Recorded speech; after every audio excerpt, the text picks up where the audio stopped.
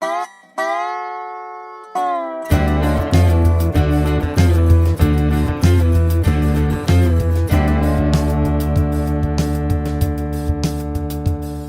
shepherding movement, also known as the discipleship or Christian growth movement, was a controversial and influential movement within British, Australian, and American charismatic churches during the 1970s and 1980s.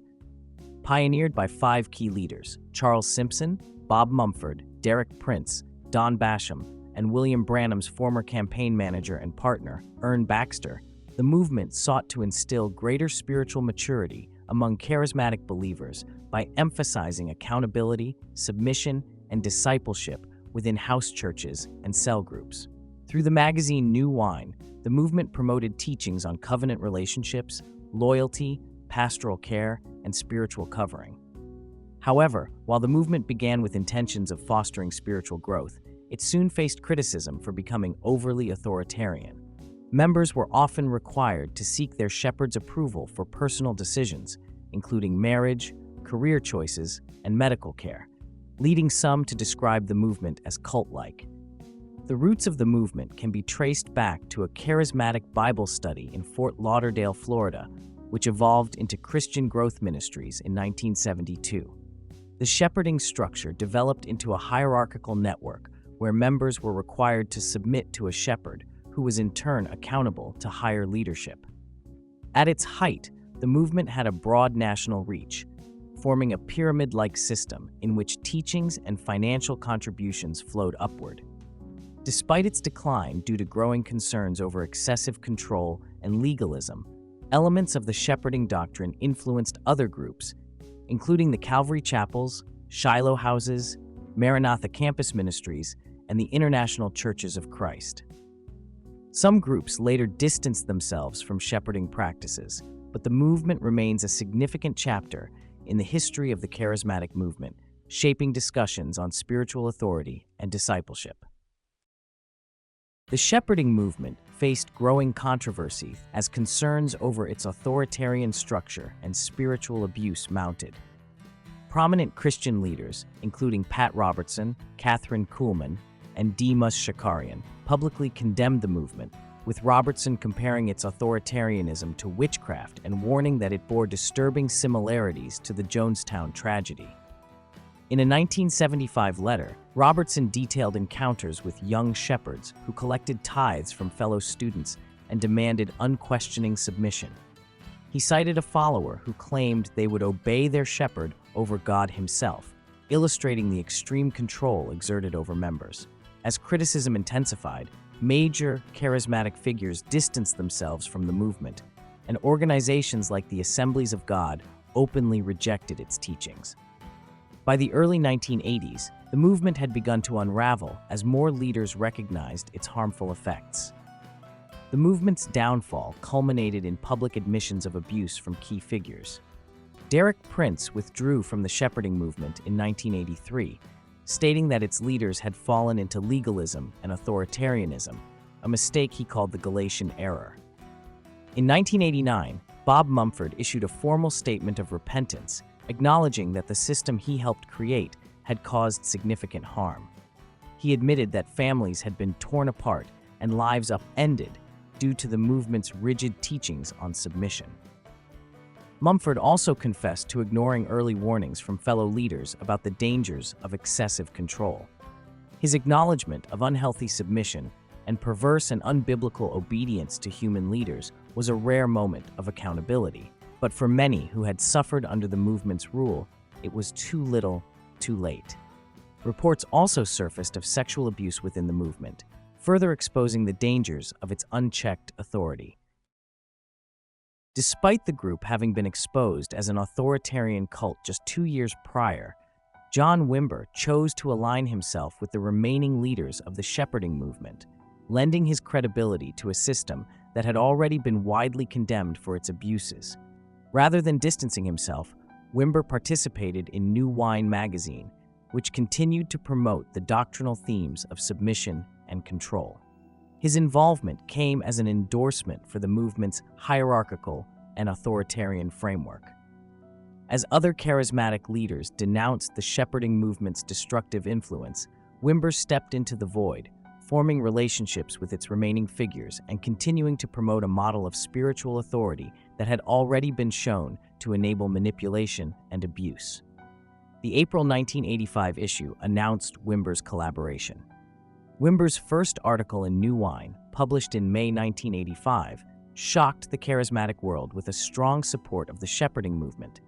The article, titled Signs and Wonders, presented Wimber as a fresh voice within the charismatic world, emphasizing supernatural experiences, healing, and spiritual power. Wimber used the pages of New Wine to promote his own ministry, seemingly unconcerned with the toxic theological framework the publication had historically endorsed. His presence in the magazine seemed to be an attempt to rehabilitate its image at a time when its credibility had been seriously damaged by the revelations of authoritarianism and coercion. The article itself declared Wimber's alignment with the movement's core tenets, even as he framed his ministry in terms of spiritual renewal. He spoke approvingly of church authority structures, warning against those who functioned outside of leadership, and reinforced the idea that believers should be under authority rather than independent. This language echoed the very mechanisms of control that had defined shepherding, further blurring the lines between Wimber's vineyard movement and the abusive system that New Wine had spent years cultivating.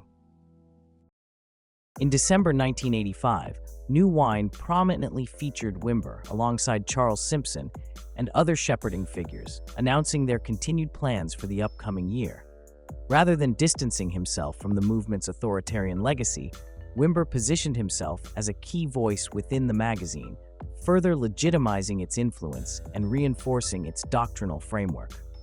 The January 1986 cover of New Wine further cements Wimber's deepening relationship with the shepherding leadership, prominently featuring him alongside Charles Simpson, John Jimenez, and Ken Copeland under the theme of equipping the saints.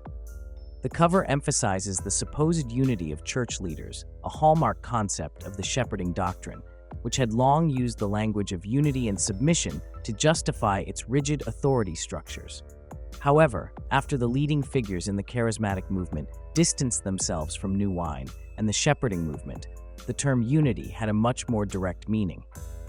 Wimber, Copeland, and other charismatic leaders were effectively restoring the remaining shepherds to power.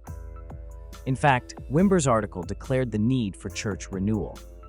Wimber downplayed the dangers of past spiritual abuses, instead focusing on an idealized vision of church renewal that closely mirrored the shepherding leader's rhetoric. Most concerning was his call for the church to lay down rigidity and resistance and work toward a greater unity, statements that, within the context of New Wine, suggest an endorsement of the same authoritarian control that had devastated lives. By positioning himself as a key figure in this movement's rebuilding, Wimber was not merely an innocent bystander, but an active participant in legitimizing and perpetuating its influence.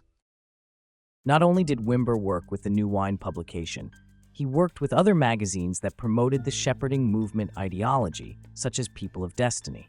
This magazine, associated with the discipleship teachings of Larry Tomczak and C.J. Mahaney, played a crucial role in perpetuating the same authoritarian doctrines of submission and spiritual covering that had defined the shepherding movement. Wimber's involvement with People of Destiny suggests that his collaboration with shepherding leaders was not limited to New Wine, but extended across multiple platforms that reinforced the same problematic structures. Rather than addressing the severe abuses of the past, Wimber presented himself as a key figure in a new wave of church renewal, one that emphasized supernatural experiences, healing, and authority structures eerily reminiscent of the shepherding movement's teachings. Wimber's rhetoric in the article aligns closely with shepherding themes, particularly in his discussion of church unity, submission, and the role of leadership in shaping believers' spiritual lives. He presented his ministry as a corrective force within the church, yet his emphasis on authority and structured discipleship reflected the same authoritarian patterns that had already been exposed and condemned.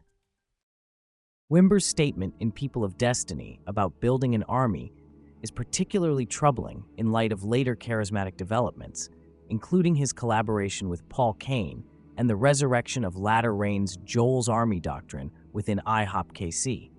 This rhetoric soon became a battle cry within extreme charismatic circles, helping to mainstream the militant rhetoric that would later define movements and their aggressive end-times theology. People of Destiny began using similar military terms, such as invading the youth culture, reinforcing the aggressive militant language that was becoming a defining feature of the movement.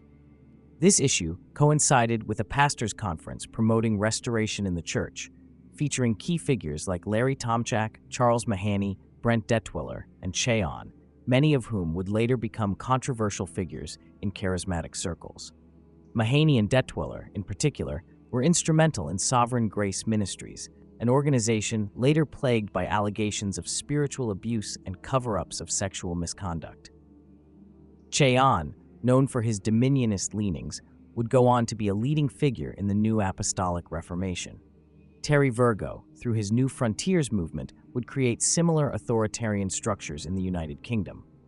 The 1987 People of Destiny Pastors Conference advertisement is a clear example of Wimber's lasting influence on the militant rhetoric that became a defining feature of later charismatic movements. The ad prominently uses Wimber's language, calling pastors to build an army instead of an audience and mobilize your people, reinforcing the Dominionist idea that the church must be structured as a force ready for battle.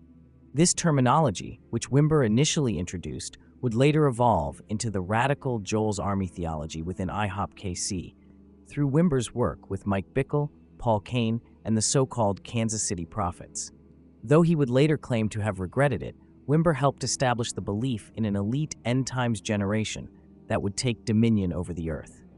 In the end, Wimber undeniably played a key role in restoring the shepherding leaders and their influence, rehabilitating their image within the broader charismatic world. He built upon the Manifest Sons of God themes from the latter rain movement of the 1950s, claiming that this army would be given power to kill, declaring that, quote, "Any who wants to harm them must die." But the question remains, was this a restoration of health and renewal, or did it simply breathe new life into the same authoritarian structures that had already caused so much harm?